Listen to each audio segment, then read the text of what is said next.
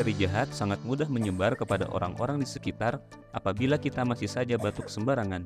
Saat batuk sembarangan, virus dan bakteri dapat menyebar di udara atau menempel pada benda di sekitar. Karena virus dan bakteri yang tidak kelihatan kasat mata, membuat kita tidak menyadari betapa nyatanya virus dan bakteri tersebut dapat membahayakan orang-orang di sekitar kita, termasuk orang yang kita cintai. Hal tersebut dapat kita cegah dengan merubah kebiasaan batuk yang salah dengan menerapkan etika batuk yang benar. Gunakan tisu untuk menutup mulut dan hidung saat Anda batuk.